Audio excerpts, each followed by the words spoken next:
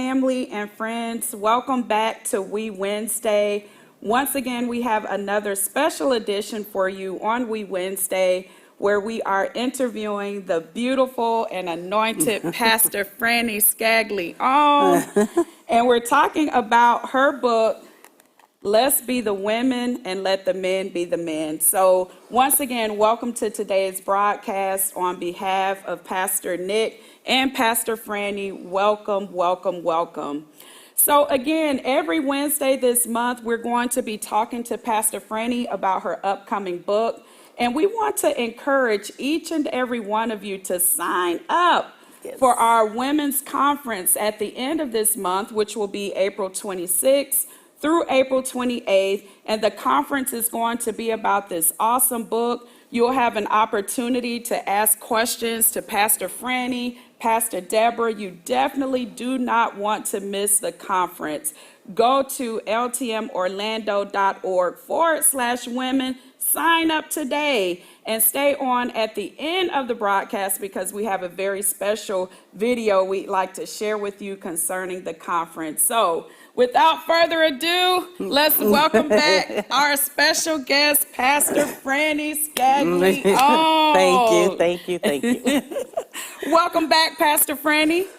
Thank you. Happy Wednesday to you. Yes, same to you. We Wednesday? Yes. So today on We Wednesday, we want to talk more about Let's Be the Women and Let the Men Be the Men. And today we want to get into the chapters, the different chapters of this book. So I've had the awesome honor of reading this book. And Pastor Franny, let me tell you, this book is filled with revelation and just things that I've never even thought about concerning my role as a woman in marriage. Right. So I have a couple of questions for you. So last week we talked about any woman can get something from this book, right, regardless if they're married, single, living together and not married, divorced. Now some of the men want to know, is this book for them? Can they read this book? Well, the book I think is exclusively for women. Okay. But a man could read this book and definitely learn some things that would help the marriage. Like I think the differences between us. Yes. How to empower your man, I think it is, and get your needs met. How different we are, not only physically but mentally. Yeah. I think it will cause a lot more of agreement in the marriage because you understand the why. Yes. The Bible said, with all you're getting, get it and understand it. And I feel that's one of the biggest problems in marriage. We really don't understand how each gender thinks. Yeah. And we won't take it so personal when we're not being heard or not understood. And, we're like, well, So I think it's many things from them, many things they can learn from the book. Also, I think why marriage is so hard. Men have a fear. Yeah. Of taking care of a family, and women have a problem with feeling like they're not in control, and it makes for a hard marriage. Yeah. But I put some things in there to help them, some strategies to help them. Like I said, get an understanding. You don't take everything so personal. Yes. Okay, that's good, Pastor Franny. So it sounds like the book really is centered towards women, but if a man wants to get the book, they'll definitely receive something out of it as well, understanding the differences between men and women. Right. All right. So men, hey, if you want a copy, get a copy, but also make sure you get a copy for your wives, your mothers, your aunties, etc., and sign them up for the conference. All right, so Pastor Franny, in one of the chapters of the book, you talk about, did God make us equal? And I know today that there's a lot of talk around equality, so did that influence the title of this chapter? And can you talk to us a little bit more about this chapter, and what do you want people to take from this section of the book? That's exactly why I started there, because of all the discussion about us being equal and equality. And I think because of so many different voices, you got people speaking about marriage. It's never been marriage. You got people speaking on marriage that's divorced several times. And I just wanted to start there. Yeah. and address some of the lousy doctrine around marriage and submission. The word submission, it's become an ugly word when it wasn't supposed to be ugly at all. And when we do it God's way and use our superpower, it actually causes our husband to gravitate toward us and want to care for us. So I really wanted to talk about the equality and talk about we have to be more encouraging and honoring and respecting our husbands. So we'll get that back. You sow, you reap exactly what you sow. So I really thought it was a huge topic. We have so much you hear on Facebook now about the topic. The women need a high value man instead of just finding someone that loves you. God will bring that. If you're into God, and you know what, you can work those things out. What's most important is not money, it's love. And in seasons of life, there's different seasons. Right now, like, people are so focused on money, and money is not going to bring you happiness. I've learned that. I've been all over the world, and you go 2 or 3 times, and it's like it's not as exciting each time. But the love connection I have with Nick, it grows deeper and deeper and deeper. I cannot even fathom life of wanting to really live life without Nick. So I think the equality, I'm all for being in the marketplace. I think we're going to talk about that and having a career, but we can't forget home. We can't forget that God made us to nurture. And when we do that, like I said, it'll cause the man to care for you. And I think that's what we're missing today. So I don't think it's so much, and as far as being equal, we are equal. Men are not superior to us. They're not more valuable to God than us. So I do want to make sure they know that. Okay, and we've led in the Old Testament. There were leaders. There's leaders in the New Testament. I think sometimes women are looking for a big event.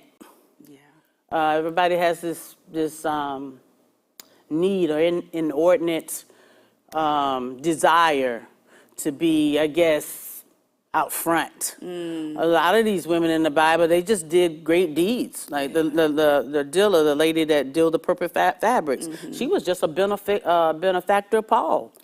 She helped the church, and God blessed her. You want to walk in the blessing.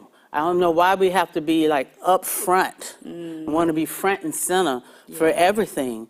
You should be worried about, are you walking in a blessing, being a blessing to the kingdom and to others. So yeah, we are equal, but like I said, in the marketplace, we're to rule, reign, and dominate. But when we get home, we're supposed to nurture and partner with our husbands. Be a team and let him make decisions. And that's good, Pastor Franny. And I know you referenced a lot about women in the marketplace, and I think that's another one of the titles. It is. Of Women your are book. king. Yeah. King in the marketplace. So can you talk to us a little bit more about why you chose to call women kings versus a queen? Well, the Bible says in Genesis 1:26, it says that he said, let us make mankind in our image.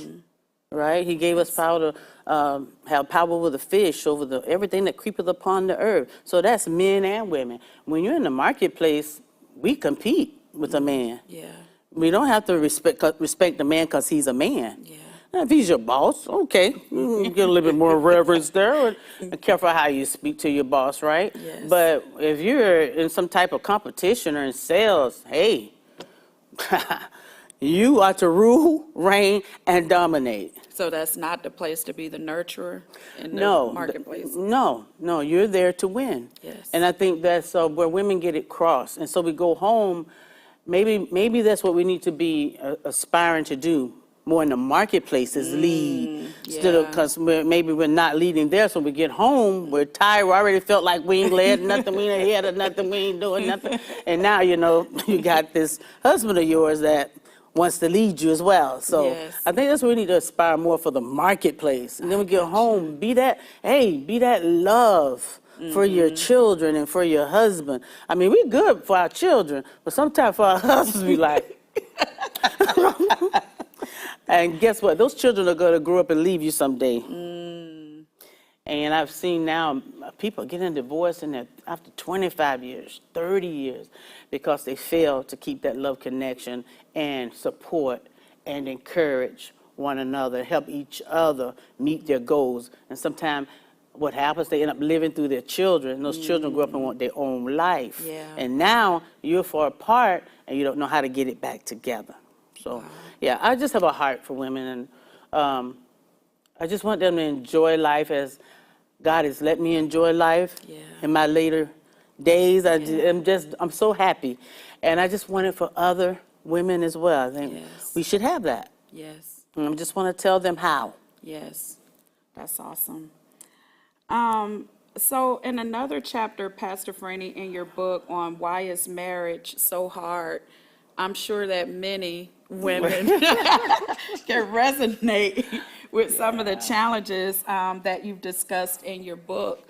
But in your opinion, what do you feel is the most challenging part of marriage? I think there's a mutual fear. She fears being controlled. He fears taking care of the family and knowing what to do. I find men don't know what to do all the time, and they hide behind their masculinity. Instead of just telling the wife, listen, let's pray about it. I don't know right now.